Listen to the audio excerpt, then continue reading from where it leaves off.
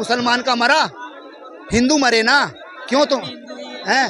और हिंदू ही इसका विरोध भी कर रहे हैं। सीजीपी का क्यों कर रहे हो भाई? हमारे बच्चे मरे हैं, हमें विरोध करना चाहिए, सरकार से पूछना चाहिए कि हमारे बच्चे मरे हैं। लेकिन इस देश में अंधभक्ति इतनी बढ़ गई है, इन्हें यही नहीं पता कि सरकार से सवाल पूछना अपने देश की सुरक्षा करना होता है। देश के नालायक लोगों पर जो इसका विरोध करते हैं, जो धर्मेंद्र प्रधान का इस्तीफा नहीं मांग रहे, जो सरकार से सवाल नहीं पूछते, ये देश की बर्बादी करने में इनका सबसे बड़ा हाथ रहेगा। 1000 रुपये मिलते हैं, 500 रुपये मिलते हैं, और ये बेचारे बेरोजगार हैं, और इनका कोई विचारों का अस्तित्व नहीं है। देखो, यहाँ मांग रहे हैं धर्मेंद्र प्रधान का इस्तीफा, क्योंकि आपने शिक्षा की व्यवस्था देख रखी है कि शिक्षा कितनी महंगी हो चुकी है, गरीबों के बच्चे नहीं पढ़ सकते। आपने देखा होगा बीटेक की फीस कितनी हो गई है, और नीट की परीक्षा को लेकर हर साल नीट की परीक्षा रद्द होती है। उसके बारे में कुछ ना कुछ नई नई बातें आती हैं कि कितने लोग बड़े बड़े गिरोह नीट से पैसा कमा रहे हैं, लेकिन इस देश की नेता के कानों पर जूं तक नहीं रेंग रही। जबकि नीट जो है बहुत संवेदनशील कोर्स है, क्योंकि उससे डॉक्टर बनते हैं। अगर पैसे वाले नीट का पेपर खरीद कर डॉक्टर बनेंगे तो इलाज करेंगे। एक तरफ पूरा सवर्ण समाज ये कहता है कि आरक्षण वाले अगर डॉक्टर बन गए तो इलाज कैसे करेंगे। मैं आज सवाल पूछता हूँ कि अगर रिश्वत लेने वाला डॉक्टर बन गया तो वो क्या करेगा? वो भी तो जैसे आरक्षण वालों को बोलते हैं, अगर रिश्वत लेने वाला डॉक्टर बनेगा वो इलाज करेगा तुम्हारा? नहीं करेगा ना। वो तो रिश्वत लेके आया है और रिश्वत दे के पास हो जाएगा। तो इसलिए नीट की परीक्षा जो है वो संवेदनशील है। और नीट की परीक्षा में जब ये हिंदू मुसलमान करते हैं तो नीट में 6 बच्चे मरे हैं, उसमें 4 ब्राह्मणों के मरे हैं, एक एसटी का मरा और एक ओबीसी का मरा है। मैं पूछता हूँ, कोई मुसलमान का मरा, हिंदू मरे ना, क्यों तुम हैं? और हिंदू ही इसका विरोध भी कर रहे हैं। सीजीपी का क्यों कर रहे हो भाई? हमारे बच्चे मरे हैं, हमें विरोध करना चाहिए, सरकार से पूछना चाहिए कि हमारे बच्चे मरे हैं। लेकिन इस देश में अंधभक्ति इतनी बढ़ गई है, इन्हें यही नहीं पता कि सरकार से सवाल पूछना अपने देश की सुरक्षा करना होता है। सरकार से सवाल पूछना अपनी देश की तरक्की के लिए सवाल पूछते हैं हम, लेकिन इस देश में सरकार की चाटुकारिता करने के लिए देश की तरक्की समझी जा रही है। हम पूछते हैं कि हमारे 4 बच्चे जो मरे हैं उन्होंने दिन रात मेहनत करी थी, वो दिन रात मेहनत करने के बाद हमारे 6 बच्चे जो मरे हैं वो देश का हीरा कोहिनूर मरा है। वो कोहिनूर का हर्जाना कौन देगा?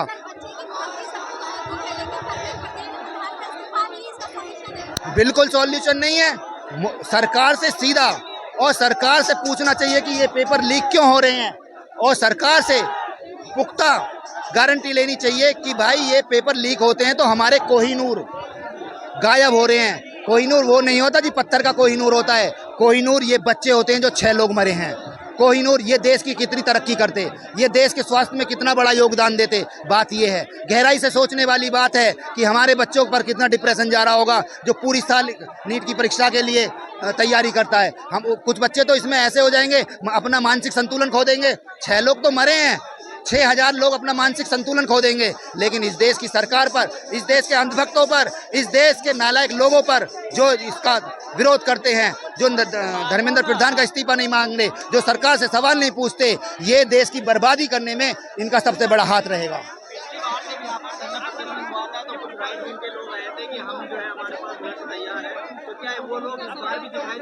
वो सारे के सारे लोग जो कह रहे थे लट तैयार है, मैं उनसे पूछता हूँ भाइयों तुम्हारा लट किस लिए तैयार है? ये तुम्हारे भाई नहीं है? या वो 6 लोग जो मरे हैं, जो 6 बच्चे मरे हैं वो तुम्हारे भाई नहीं थे? और नीट की परीक्षा में क्या सारे मुसलमान हैं जो तुम्हारा लट तैयार है? अगर तुम्हारे लट में इतनी जान है, अगर तुम्हारे लट में इतनी मजबूती है, अगर तुम इतने लठधारी हो तो बॉर्डर पे जाओ। अगर तुम इतने बड़े लठधारी हो तो तुम मथुरा के अंदर जाओ। जिस आदित्य मिश्रा ने 24 लड़कियों के साथ बलात्कार करा है उसको जाके मारो। तुम्हारे लठ में इतनी ज्यादा जान है तो प्रज्वल रमन्ना के पास लठ मारो जिसने 3000 वीडियो बना दी बलात्कार कर करके। अगर तुम्हारे लठ में इतनी जान है तो सहारनपुर में जाओ जहां 10 साल की बच्ची के साथ विजय शास्त्री ने बलात्कार कर दिया। अगर तुम्हारे लठ में इतनी जान है तो मथुरा के अंदर 7 साल की बच्ची के साथ बलात्कार करा, वहां जाके लठ चलाओ। लेकिन ये निकम्मे ऐसा नहीं करेंगे। इन्हें तो हिंदू मुसलमान चाहिए, इन्हें तो सरकार की चाटुकारिता करनी है, इन्हें तो सरकार के मतलब क्या कहते हैं, इन्हें तो सरकार की मालिश करनी है, इनके सरकार के गुप्तांगों की मालिश करनी है। ये लोग इतने जाहिल हो चुके हैं, ये सरकार को समर्थन करने में ही अपना देशभक्ति समझ रहे हैं। देश इनको पता ही नहीं है देश क्या होता है। जाते थे, अच्छी एंकरिंग करते थे, लेकिन सीजीपी के खिलाफ बोल रहे हैं। शुभांकर मिश्रा जो है, देखो शुभांकर मिश्रा ने कभी बात नहीं उठाई। शुभांकर मिश्रा की जाति के लड़के ने, आदित्य मिश्रा ने 24 लड़कियों का बलात्कार करा, शुभांकर मिश्रा ने कभी नहीं चलाया होगा। शुभांकर मिश्रा का नाम का ही लड़का बिहार का, उसने भी बलात्कार करा। एक मिश्रा ने देश के साथ गद्दारी करी है, उस पर तो सवाल नहीं उठा रहे। शुभांकर मिश्रा ये भी कह रहे थे, बाबा साहब की मजाक उड़ा रहे थे, अभी किसी ने सवाल नहीं उठाया। शुभांकर मिश्रा नहीं है, वो सड़ा हुआ मिश्रा है, उसके अंदर इतनी सारी जातिवाद घुसी हुई है, पता नहीं कहां से इतना जहर लाता है। और उसने यूजीसी का भी विरोध करा था, वो आरक्षण का भी विरोध करता है, क्योंकि मानसिकता तो उसकी वही है ना, जड़ तो उसकी वहीं से चलती है ना।